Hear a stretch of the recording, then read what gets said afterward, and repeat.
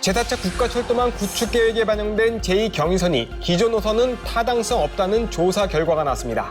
인천시가 대안 노선을 제시했는데 해법이 될 수 있을지 알아봅니다. 16년간 표류했던 송도 6809 건설 사업이 재추진됩니다.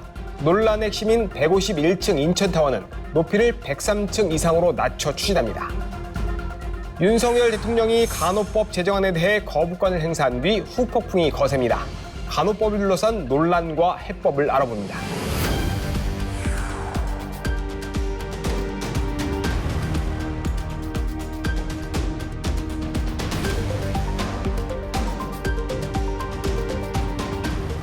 당초 노선은 청학역에서 광명까지 18.5km 구간을 신설하고 광명에서 서울 구로까지 9.4km 구간은 고로 차량 기지를 광명으로 이전하기 위해 신설하는 노선을 공영하기로 했습니다.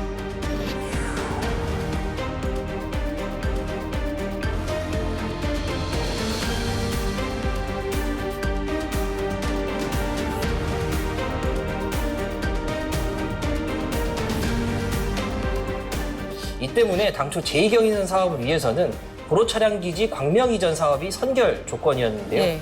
광명시 주민들이 고로 차량 기지 광명 이전 사업을 반대하면서 제2경인선 전체 노선에 대한 예비 타당성 조사마저 멈춘 상황이었습니다.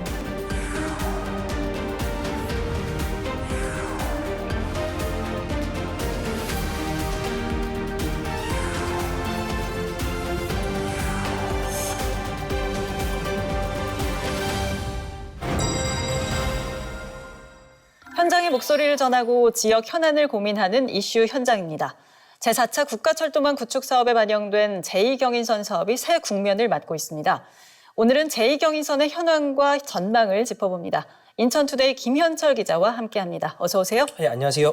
예, 제2경인선 사업이 새로운 국면을 맞았습니다. 기존에 추진됐던 제2경인선 사업의 개요와 또 전환점을 맞게 된 이유가 있을까요? 당초 수도권 전철 제2경인선은 수임 분당선에 가칭, 청학역을 신설한 뒤에 신현수, 인천 노년, 도림, 인천 서창 등을 거쳐서 수도권 전철 1호선 노량진역과 연결하는 노선이었습니다. 당초 노선은 청학역에서 광명까지 18.5km 구간을 신설하고 광명에서 서울 구로까지 9.4km 구간은 고로 차량 기지를 광명으로 이전하기 위해 신설하는 노선을 공영하기로 했습니다. 이 때문에 당초 제2경인선 사업을 위해서는 고로 차량 기지 광명 이전 사업이 선결 조건이었는데요. 네. 광명시 주민들이 고로 차량 기지 광명 이전 사업을 반대하면서 제2경인선 전체 노선에 대한 예비 타당성 조사마저 멈춘 상황이었습니다. 그런데 이제 지난 5월 9일이죠. 기획재정부가 재정사업평가위원회를 열고 고로 차량 기지 광명 이전 사업 타당성 재조사 결과를 발표하면서 이 사업은 타당성이 없다라는 결론을 냈고요. 네. 자연스럽게 고로 차량 기지 광명 이전 사업의 타당성 없음 결론으로 예타 중이던 제2경인선 노선에 대한 재설계가 불가피해진 상황입니다. 인천시는 이를 대비하고 있었고요. 제2경인선 사업 재기획 용역을 지난해 2월부터 준비를 했습니다. 1년 동안 용역을 했고요. 올해 2월 달에 국토부에 대안 노선을 건의했습니다. 당초 노선보다 경제성, 그러니까 BC값이 1.1 나왔다고 하는데요. 더욱 만족하는 것으로 알려져 있습니다. 지난 5월 11일 민주당 맹성규 국회의원이 진행한 주민간담회에 정수호 국토부 철도투자개발과장이 참석을 해서 당초 노선보다 인천시가 만든 대안 노선이 불확실성이 덜하다라고 평가하기도 했습니다. 네, 차질이 생기긴 했던 건데 다행히 대안 노선이 있습니다. 말씀해 주신 것처럼 1년 동안 용역을 거쳐서 국토부에 건의를 한 건데요. 인천시가 건의한 대안 노선은 기존 노선과는 어떤 차이가 있을까요? 앞서 말씀드린 것처럼 가장 큰 차이는 구로 차량 기지 이전이 빠진 겁니다. 예. 그래서 이제 국토부에서도 이 불확실성이 덜하다라고 평가를 한 건데요. 지난 2월에 인천시가 재기획 용역을 한 그 노선을 보면 예. 청학역을 출발해서 신현수, 노년, 인천 도림, 서창을 포함해 인천 구간과 시흥 구간까지는 그대로 경유합니다. 이후에는 3기 신도시 광명 그리고 시흥 신도시에 만들어질 경전철 광명 시흥 남북 연결선과 경유해서 신도림까지 운행을 하는 것으로 계획을 했고요. 기존 노선의 경우에는 시흥 이후 노선을 새로 건설해야 되는 부담이 있었지만 이 소위 말하는 광시선을 활용할 경우에는 비용 측면에서 경제성을 더 크게 개선할 것으로 보고 있습니다. 네, 이번 대안 노선이 추진이 된다면 인천시는 물론 광명시 또 시흥시에도 교통망 계획에 변화가 있을 것 같은데 예상되는 영향이 있을까요? 인천에서 시작해서 서울로 향하는 이른바 수도권을 동서로 연결하는 노선은 수도권 전철 1호선을 제외하면 거의 없다시피 한 형편입니다. 예. 최근 논의하고 있는 수도권 광역 급행철도 GTX 노선 중에 인천 관련 노선이 그 동서를 관통하는 노선이 많은데 이 때문이기도 한데요. 이 부분에서 제2경인선은 큰 의미를 부여할 수 있을 것 같고요. 예. 다만 제2경인선 대한노선에서 기존 노선에 포함했던 일부 지역이 제외되면 해당 지역에서는 아쉬움을 보이고 있지만 제2경인선으로 인한 변화, 수도권 서부 교통망에 큰 변화는 예상되는 건 현재로는 없는 상황입니다. 네, 현재로서는 없다. 그렇다면 새로운 제2경인선 사업의 추진을 위해서는 어떤 과정들이 남아있고 또 어떤 노력들이 좀 필요하다고 보십니까? 인천시가 이제 2월 달에 국토부에 대한노선 사전 타당성 검토를 요청을 했고요. 국토부는 올해 4, 4분기쯤 기재부에 예비 타당성 조사를 요청할 계획입니다. 기재부가 제2경인선을 예타 대상 사업으로 선정하면 1년에서 길게는 1년 반가량 예타를 거치게 되고요. 예. 예타를 통과하면 1년가량 기본 계획을 수립하고 이후에 한 1, 2년 정도 기본 실시 계획 설계를 거쳐서 착공에 들어갈 예정입니다. 네, 인천을 비롯한 경기 서남부권 주민들이 간절히 바라는 제2경인선 사업. 인천시의 대한노선이 힘을 얻고 있는 만큼 속도감 있는 추진을 기대해 봅니다. 네, 오늘 말씀 여기까지 듣겠습니다. 고맙습니다.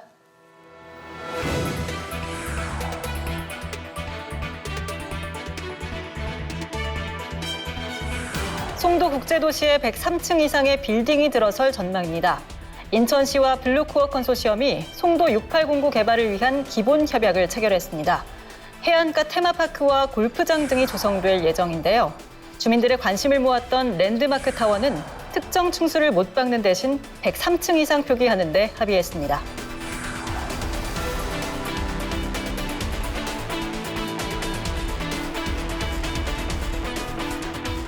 사업자 측은 기본 협약 체결 이후 행정 절차가 예정대로 진행될 경우 2년 뒤엔 착공이 가능할 걸로 예상했습니다.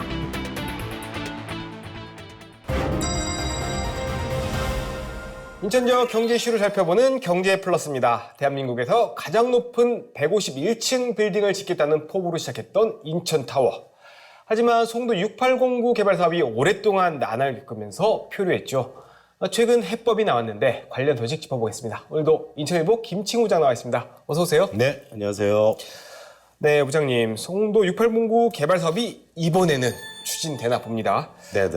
기본 협약을 체결했죠. 송도 6809 밑그림이 나왔는데 구체적으로 어떤 내용이 담겼습니까? 네, 인천 송도국제도시 송도 6809 개발 사업이 다시 시작됐습니다. 인천시와 인천경제자유구역청은 우선 협상 대상자인 블루코어 컨소시엄과 송도 6809 개발 사업 기본 협약을 체결했습니다. 6809 개발은 인천대교 초입에 있는 128만 평방미터 부지에 8조 원을 투입해 103층 이상의 랜드마크 타워를 건립하고 문화, 관광, 레저, 업무단지를 조성하는 사업입니다. 사업기간은 2032년까지 10년간입니다. 인천경제청과 블루코어는 송도 6809 전체 583만 평방미터의 중심구역 중에서 128만 평방미터 부지의 호텔, 골프장, 놀이시설, 랜드마크 타워를 설치하기 위해 국제 디자인 공모에 나섭니다. 국제 경쟁을 통해서 세계에서 주목하는 건축과 도시 디자인을 창출하기 위해서인데요. 인천경제청과 블루코어 측은 국제 디자인 공모 대상을 103층 이상의 타워, 랜드마크 1뿐만 아니라 워터프런트 주변에 건립되는 랜드마크 2, 스트리트 파크, 테마파크 조형물 등으로 확대하기로 했습니다. 인천 도시철도 1호선 송도 달빛축제공원역부터 해안가 테마파크를 잇는 1.8km의 스트리트 파크는 사계절 이용할 수 있는 테마거리로 만들어집니다. 눈, 비가 많고 사계절이 뚜렷한 우리나라의 환경에 적용했다는 게 인천경제청의 설명입니다. 네, 최대 관심사이자 논란이 됐던 건 초고층 건물 랜드마크 타워였죠. 여전히 151층을 요구하는 주민들이 있습니다. 그런데 이번 협약을 보면 앞서 말씀하신 것처럼 103층 이상, 그러니까 뭐 층을 제한하지는 않습니다만 한 103층 정도로 짓겠다라고 보여집니다. 일단 높이로 승부하는 건 아닌 것 같은데 그럼 어떻게 전략을 바꾼 걸까요? 네. 랜드마크 건설과 관련해 단순한 높이와 규모만으로는 진정한 랜드마크로서의 역할을 할 수 없다고 판단을 했습니다. 이를 보완하기 위해서 기본 협약 체결 후에 조속한 시일 내에 국제 디자인 공모를 개최하는 것에 합의를 했습니다. 국제 디자인 공모의 취지는 경쟁을 통해서 세계적으로 특수한 형태와 경관 또는 높이 등으로 주목받을 수 있는 국제적으로 혁신적인 건축 및 도시 디자인을 찾는 것입니다. 유종복 인천시장이 당일날 설명을 했는데요. 호주 시드니 오페라 하우스와 싱가포르 마리나 베이 샌즈를 예를 들었습니다. 더 이상 높이 경쟁이 아니라 그 도시를 상징할 수 있는 랜드마크 디자인에 방점을 두겠다는 것인데요. 국제 디자인 공모의 대상을 랜드마크 타워로 한정하지 않고 랜드마크 타워 1, 2, 스트리트 파크, 테마파크와 조형물 등 주요 시설을 포함한 공모로 확대해서 조화로운 도시계획이 수립될 수 있도록 했습니다. 이렇게 될 경우 국내 최고층 타워인 롯데타워 123층 555m 이상이 아니라 그 이하의 높이로도 상징성을 갖춘다면 충분히 랜드마크로서 역할을 할 수 있다고 볼 수 있겠습니다. 네, 이번 협약을 보면은 국제금융과 국제기구를 공동 유치하겠다라는 내용이 담겨 있습니다. 유정복 시장의 핵심 프로젝트죠. 뉴홍콩시티 프로젝트를 염두에 둔 것 같은데 이거 어떻게 보십니까? 예. 인천경제청은 민선 7기인 지난해 3월에 인천시 투자유치기획위원회를 통과한 협상안을 놓고 지난해 9월부터 우선 협상 대상자와 추가 협상을 벌였습니다. 8개월 만에 극적인 타결을 이뤄냈는데요.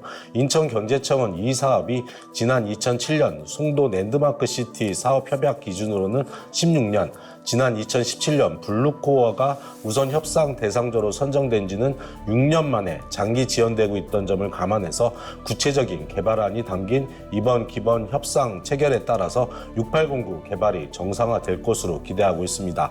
더 이상 국내 최고층이라는 높이 경쟁에서 벗어나서 랜드마크라는 상징성에 방점을 두게 됐는데요. 무엇보다 시급한 뉴 홍콩시티 프로젝트 성공이라는 큰 대의가 배경에 있었다고 할 수 있겠습니다. 이번 기본 합의를 체결하면서 민선 8기 정책 방향에 부합하겠다는 의미로 이번 프로젝트를 아이넥스로 명명했습니다. 뉴 홍콩시티 비전에 걸맞는 국제도시, 경제혁신도시, 속돈도시, 복합균형도시의 영문자를 따온 것인데요. 그만큼 이번 6809 합의가 중요하다고 할 수 있겠습니다. 대표적으로는 랜드마크 타워에는 국제기구, 글로벌 기업 본부 유치를 위한 프라임 업무 공간 조성이 중요한 목적으로 설정됐습니다. 네, 인천공항에서 인천대교를 넘어오다가 첫 번째 마주하는 곳이 6809죠. 넘어오다 보면은 빈 터로 남아있는 거를 아마 보실 수 있을 겁니다. 이게 10년 이상 지연됐던 이 사업인데 일단 첫 단추를 깼다라는 데 의미가 있는 것 같습니다. 하지만 랜드마크의 상징성과 사업성 확보 등 우려의 목소리도 여전한데 앞으로 사업 추진에서 어떤 과제들이 남아있을까요? 예, 송도 주민들은 최고층 높이의 랜드마크 시설을 약속해라. 국제 공모를 환영하고 최고층에 얽매이지 말고 서둘러 완공하는 게 답이라고 하는 다양한 의견을 내놓고 있습니다. 일부 주민 모임에서는 최고층 인천타워 무산을 우려하는 항의 운동을 전개하기로 하는 등 여전히 갈등의 소지는 남아 있습니다. 앞으로 국제 디자인 공모를 통해서 최고층 높이 대신 어떻게 상징성을 충족시킬 수 있겠느냐, 그리고 그 건설비를 충당할 수 있겠느냐는 문제가 불거질 수 있겠습니다.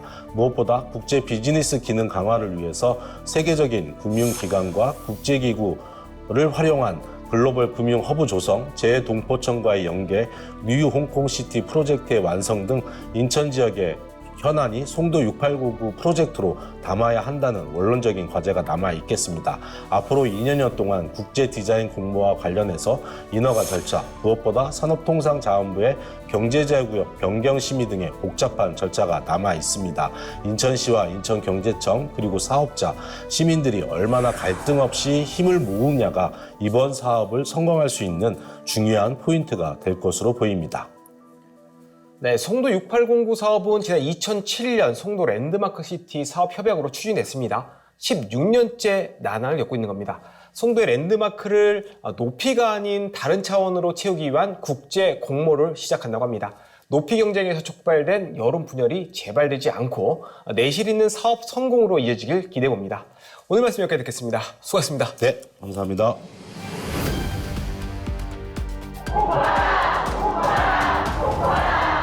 이 간호법 제정이 그간 우리 사회, 그중에서도 의료계 안에서는 정말 갈등의 핵이었습니다.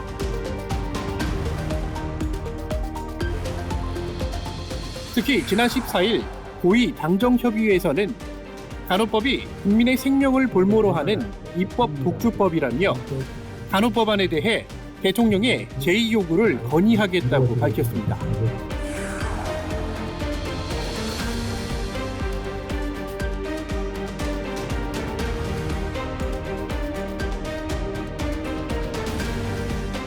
간호대생들은 즉각 반발했습니다.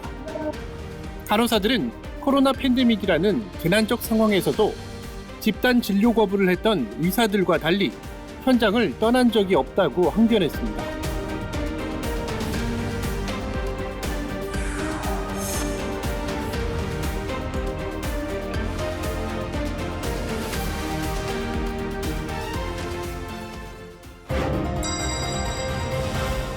우리 지역 현안을 법리적 시선에서 심도 있게 풀어보는 시사인 법입니다. 이번 시간에는 간호법 제정을 둘러싼 논란을 짚어보겠습니다. 오늘도 이승규 변호사님 나왔습니다. 어서 오십시오. 예, 안녕하십니까. 네, 윤석열 대통령이 간호법 제정안에 대한 거부권을 행사한 뒤 후폭풍이 상당합니다. 규탄 대회와 준법 투쟁까지 의료계 혼란이 커지고 있는데요. 지금 상황 어떻게 보십니까? 예, 사실 이 부분은 이전부터 충분히 예상이 됐던 부분입니다. 이 간호법 제정이 그간 우리 사회, 그중에서도 의료계 안에서는 정말 갈등의 핵이었습니다. 간호법 제정을 이제 수건 사업으로 해서 적극 추진 중인 이제 대한간호협회, 또 이를 반대하는 의사협회와 대한간호조무사협회, 그 외에도 응급구조사나 요양보호사, 방사선사 등 소위 보건의료의 소수 직역까지 정말 우리 의료 현장이 반으로 갈라졌다라고 봐도 무방한데요. 단순히 찬반 대립 수준이 아닌 정말 서로를 원색적으로 비난할 정도로 이 감정적인 대립도 심각했습니다. 그러다 지난 4월 27일 국회 본회의에서 이 간호법이 통과가 됐는데요. 이때 여당인 국민의힘의 퇴장 속에 야당인 더불어민주당 주도로 이게 진행이 됩니다. 결국 이런 직역 간 갈등을 봉합하지 못한 채 일방적으로 법안이 통과가 된 겁니다. 그러자 이제 의사협회와 대한간호조무사협회 및 그 외에 이제 보건의료 소수 직역이 당장 이제는 길거리 쟁투를 벌이고 이제 부분 파업까지 실시를 했습니다. 그러다 이제는 결국에는 이제 대통령의 거부권 행사를 압박을 한 건데요. 반면에 대한간호협회는 거부권 불행사, 즉 간호법 제정안을 원안대로 공포하라며 이제 맞불 집회를 했기도 했습니다.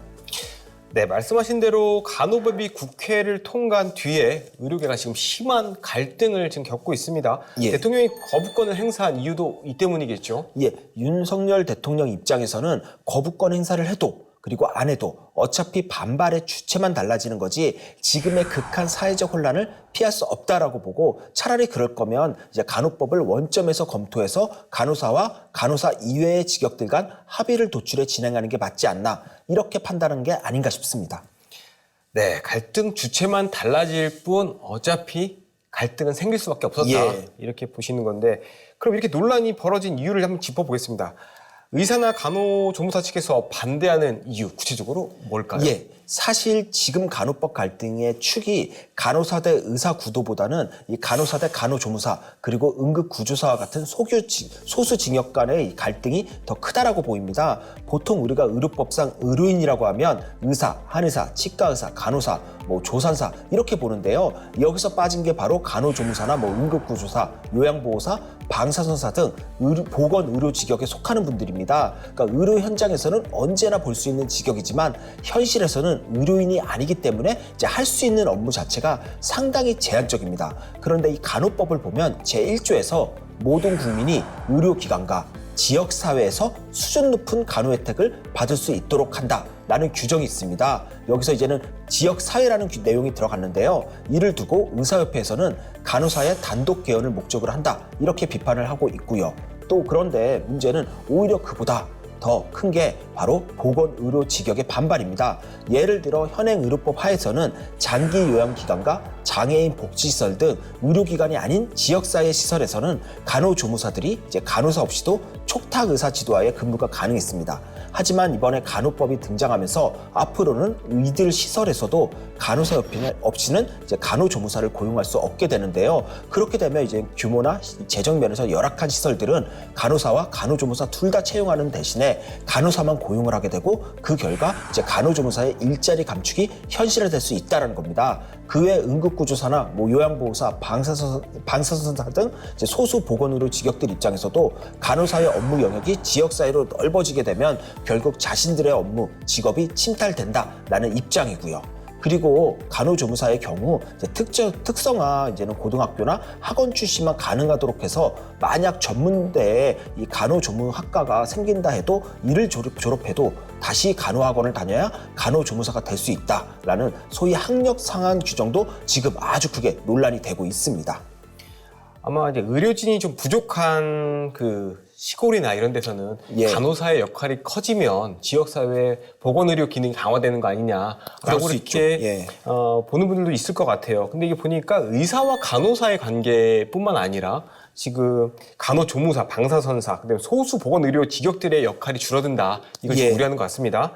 이에 대해서 간호사 입장은 어떻습니까? 예, 일단 간호협회에서는 의료법 규정에 따르면 단독 개헌은 불가하다. 라면서 지금 나오는 반대 논거는 사실과 다르다 내지 거짓 선동이다 이렇게 반박을 하고 있습니다. 사실 근데 그 부분은 양측 모두 해당 규정을 어떻게 해석할지 각자의 논리를 가지고 주장하는 거니까 이 부분은 서로 간에 설득 자체가 안 되는 부분입니다. 그리고 그 전에 미리 말씀드리고 싶은 건 의사나 간호사, 간호조무사 단체들 모두 국민들의 건강을 위한다고 이제 대의 명분을 내세우고는 있지만 기본적으로 이익단체의 성격을 가지고 있습니다.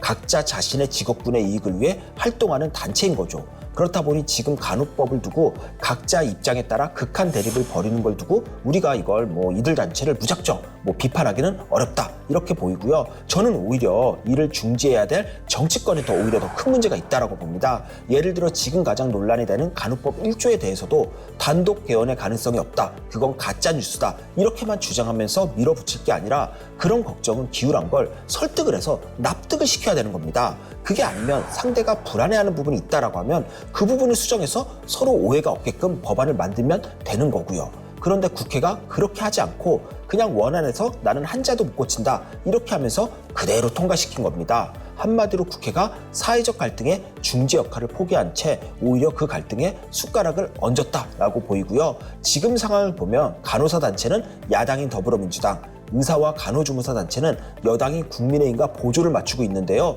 이게 얼마나 심각하냐 하면은 이 단체들 모두 반대쪽 정당들 대상으로 해서 내년 총선에서 두고 보자 라면서 낙선 운동까지 언급을 하고 있습니다. 그러니까 간호법이 국민 건강을 위한 의료계의 현안을 벗어나서 이제 정치권의 선거판까지 영향을 미치는 정치적 쟁점으로 변질이 된 겁니다. 결국 야당은 거대 의석의 힘으로 법안을 밀어붙여 지금의 혼란의 원인을 제공했다는 점에서 여당은 국정 운영의 책임자로서 지금 갈등을 수습하지 못했다는 점에서 정치권의 책임이 절대적으로 크다라고 생각을 합니다. 네, 간호법을 둘러싼 갈등의 피해자는 결국 국민입니다. 정치권은 협치의 미덕을 발휘해야 할 때가 아닌가 싶습니다. 오늘 말씀은 여기까지 듣겠습니다. 감사합니다. 예, 감사합니다.